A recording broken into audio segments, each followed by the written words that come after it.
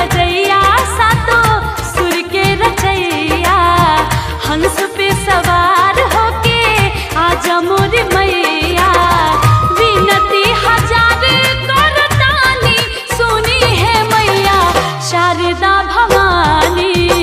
वीणा के बजैया सातो सुर के रचैया, हंस पे सवार होके आजा मोरी मैया।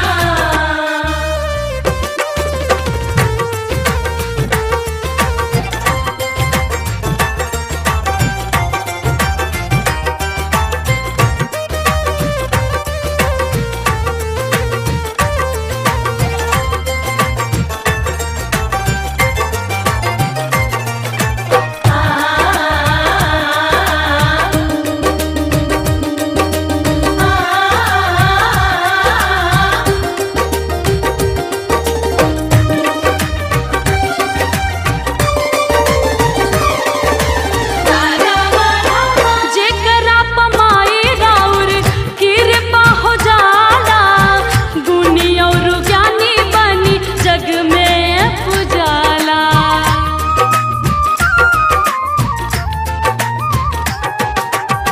स्वर में तुझे करा समा जालू माई, सुर सर गम के ऊ ज्ञाता कहाला।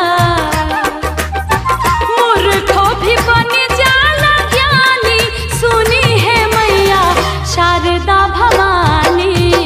वीणा के बजैया सातो सुर के रचैया, हंस पे सवार होके आजा मोरी मैया।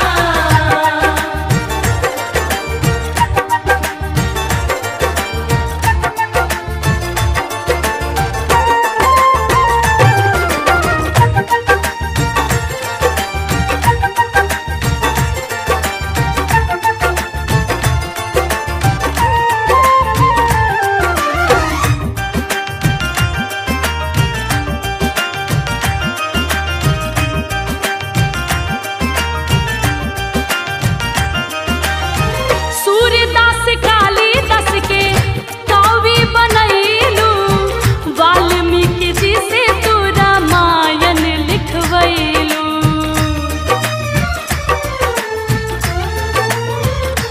ओ रामचरितमानस के कई दिहल रचना,